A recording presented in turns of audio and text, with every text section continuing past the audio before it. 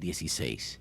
Y para eso, tanto esta radioemisora como muchas otras, y los comunicadores sociales cumplirán con su obligación ética de informar adecuadamente y correctamente al pueblo puertorriqueño de qué se trata, cuán importante es esta próxima elección para todos los puertorriqueños, de manera que tomemos decisiones informadas para elegir a las personas correctas y apropiadas para que gobiernen y tomen la agenda y la cosa pública en Puerto Rico y la dirijan y la saquen del precipicio y la devuelvan a un camino de progreso. La primera vez que tú y yo nos conocimos fue cuando tú estabas ya envuelto en Boricua Ahora Es, antes de las elecciones del 2012, que tú viniste a este programa, viniste tú desde la parte estadista. Correcto. Vino Joel desde la parte del Partido Popular Democrático y vino otra persona más en representación del Partido Independentista Puertorriqueño. Así fue, ¿verdad? Eso es correcto. Y ustedes vinieron a este programa en varias ocasiones. Correcto. Para hablar de lo que era el movimiento Boricua Ahora Es. Correcto. Y puedo recapitular de en qué consistió el movimiento Boricua. Bueno, Boricua yo Ahora primero quiero saber cuál Sí. fue tu envolvimiento en Boricua Ahora Es y cómo fue tu desenvolvimiento en ese movimiento, que valga la redundancia. Mi participación en el movimiento Boricua Ahora fue un movimiento que tuve la oportunidad, gracias a muchas personas y a muchos puertorriqueños, de ser un miembro fundador de Boricua Ahora Tuve muchísimas responsabilidades en el movimiento de Boricua Ahora para atender el asunto de estatus de Puerto Rico. Yo coordinaba las actividades de Boricua Ahora junto a hermanos de otras ideologías con el propósito de lograr la victoria del no en medio del plebiscito del 2012. Y de una manera, ¿verdad? Recibiendo la confianza de algunos líderes, pude calendarizar, organizar, diseñar y ejecutar distintas actividades que fueron recogidas por los medios noticiosos, tanto en Puerto Rico como fuera de Puerto Rico, de lo que fue y de lo que es el movimiento Boricua Ahora Es. ¿Y cómo se origina ese movimiento? ¿Quiénes son las personas que están envueltas? ¿Quiénes fueron los miembros fundadores? Esos miembros fundadores, en particular, por la parte del sector independentista, es el doctor Michael González Cruz, quien es profesor en la Universidad de Puerto Rico en Mayagüez. Por la parte del movimiento del Partido Popular, en su momento estuvo el amigo Joel Isaac Díaz Rivera, y por la parte también de algunos sectores y soberanistas, se integró a nuestra petición y a una visita que le hicimos al licenciado Luis Delgado, quien en paz descanse, quien dirigió el movimiento ALAS, pues se integró a ese movimiento junto a otros hermanos soberanistas y de paso también no puedo obviar que el presidente o la persona fundadora o quien nos convocó, y yo me encargué de trabajar toda la parte ejecutiva de Boricua Ahora pues era el doctor Ricardo Rosselló. El doctor Ricardo, ¿cuál era el rol del doctor Ricardo Rosselló ahí? El doctor Ricardo Rosselló era en primera instancia la cara del movimiento, pero él delegaba en su totalidad prácticamente la ejecución de las funciones y de las tareas y del calendario de Boricua Ahora en este caballero, en este servidor.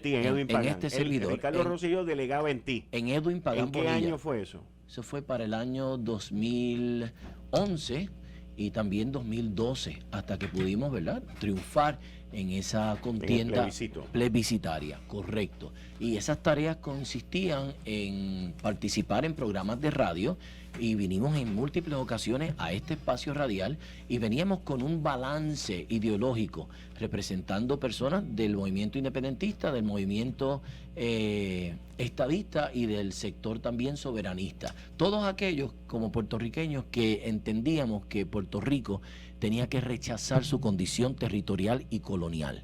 Y estuvimos en esta emisora, estuvimos en múltiples emisoras desde el oeste de Puerto Rico, en el norte de Puerto Rico, en el sur de Puerto Rico, en el centro y en el este de Puerto Rico, llevando ese mensaje por más de un año, hasta que obtuvimos los resultados que todos conocemos del pasado 6 de noviembre del 2012. ¿Cómo fue durante ese periodo que Ricardo Rosselló delegaba en ti esas funciones? ¿Cómo fue la relación entre ustedes dos? En una relación excelente, de mucha comunicación continua, diaria, donde él pedía, ¿verdad?, que atendiéramos tal o cual asunto y me pasaba para que yo la pudiese ejecutar junto con los amigos, tanto el doctor Michael González como con el profesor Carlos Ruiz, como con el amigo del sector popular y del sector soberanista, y con una comunicación continua con el licenciado, que descanse en paz, Luis Delgado. Y esa comunicación era diaria, con el propósito de que pudiésemos ejecutar diariamente el mensaje, no tan solo por redes sociales, sino también por el micrófono radial, y llegamos también a estar en la coordinación de las participaciones televisivas, porque tuvimos la oportunidad de estar en la televisión discutiendo y hablando sobre el movimiento Boricua Ahora Es. ¿Eso también llevó a que ustedes viajaran fuera de Puerto Rico, fueran a Washington, cabildearan? O sea, ¿cómo eran las gestiones fuera de Puerto Rico? Eso nos dio la oportunidad, de igual forma, de organizar por primera vez una actividad que se nombró la toma del Congreso. Para el día 13 de enero del 2013, hicimos una visita coordinada por parte del movimiento Boricua Ahora Es a la capital federal, con el propósito de visitar y de cabildear de manera ciudadana con muchos de los congresistas y representantes, los senadores y los representantes que conforman todo ese cuerpo legislativo, los 100 en el Senado y los 435 en la Cámara de Representantes. ¿Quiénes viajaron y asistieron ahí? Asistimos aproximadamente 148 personas y yo estuve a cargo de ese grupo. ¿A cargo qué tú te refieres a estar a cargo? Estar a cargo, estoy hablando de la logística, del diseño, de la ejecución, de la dirección, de que las personas que iban a llegar a Washington, cómo iban a llegar a Washington, dónde nos íbamos a reunir, cuáles eran las instrucciones de preparar inclusive hospedaje y todo, del hospedaje, y preparar inclusive cuáles iban a ser los talking points que se iban a utilizar, cuáles iban a ser los one pagers que se iban a discutir con los congresistas, y el mensaje para el público radio escucha, ¿verdad? A veces puedo hablarle un poco de español o de inglés, pero quiero interpretarlo, de preparar el mensaje que se le iba a comunicar a todos y cada uno de los congresistas que íbamos a visitar. Fue una tarea intensa, fue una tarea... ¿Y cómo se pagaba todo eso?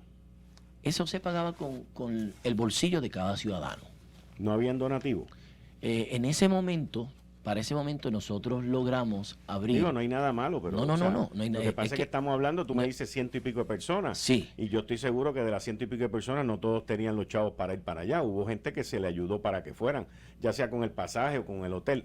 Bueno, digo yo. Fueron los mínimos lo que pudimos tener la necesidad de ayudarlos y asistirlos para que pudieran asistir a esa actividad que nosotros consideramos histórica en ese momento. Pero hubo un momento en que Boricua Ahora Es levantó fondos, levantó dinero. No tan solo recaudaba dinero. Boricua Ahora Es, conforme a la ley electoral de Puerto Rico y conforme a la ley que en este momento es la ley 222, que regula y que ejecuta e implementa el Contralor Electoral de Puerto Rico, creamos un PAC de nombre Comité 51 o 1, y a través de ese PAC, con su brazo educativo, que era Boricua Ahora Es, comenzamos a recaudar dinero para poder ejecutar nuestras actividades y llevar nuestro mensaje descolonizador a lo largo y lo ancho del archipiélago puertorriqueño, y también de transmitirlo de manera cibernética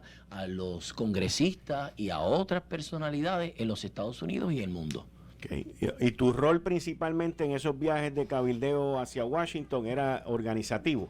¿O tú también ibas y cabildeabas y se dividían en grupos y tú llevabas un grupo a visitar congresistas, senadores y ese tipo de cosas? ¿Quién se dividía con quién y quién andaba con quién? Esa responsabilidad recayó sobre este servidor. Recayó la responsabilidad de distribuir el grupo, de cómo iba cada uno, en qué composiciones y en qué lugares y a quiénes iban a visitar.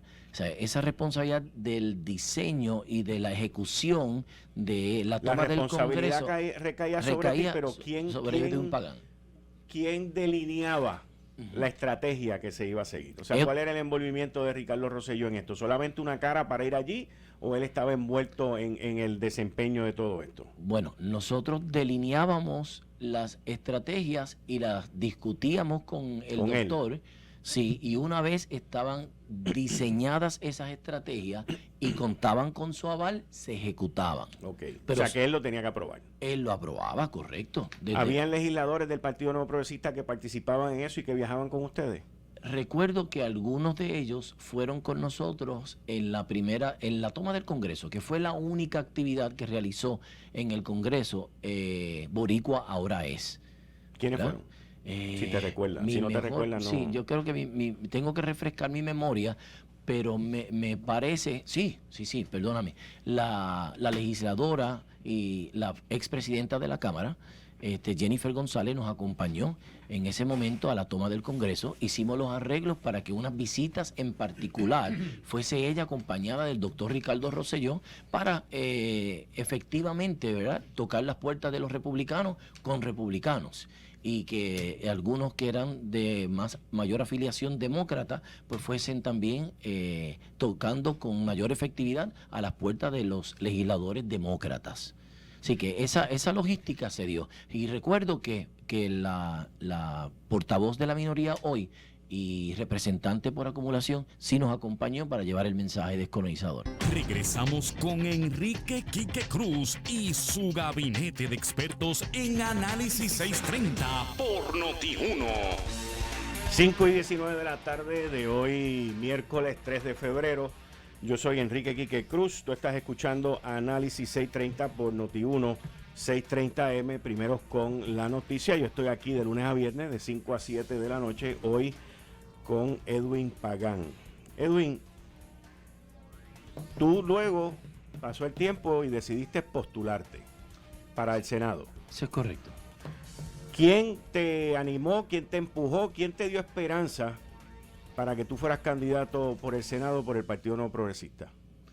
Tengo un compromiso, como lo asumí ayer vía telefónica y usted expresó en estos micrófonos de Noti1, que de estar hablando de particularmente de esa respuesta, esa pregunta, en 48 horas. Así que si usted me da la oportunidad mañana de poder acudir también a esta mesa radial, con mucho gusto puedo contestar en detalle esas preguntas. No quiero obviar, sin embargo, que viendo a mi lado al doctor Saldaña, que para el momento en que Boricua Ahora Es organizó varias actividades, logramos en múltiples momentos contar con la participación de otras organizaciones también descolonizadoras y quienes creen en la estadidad para Puerto Rico, y en su momento estuvo participando con nosotros la licenciada que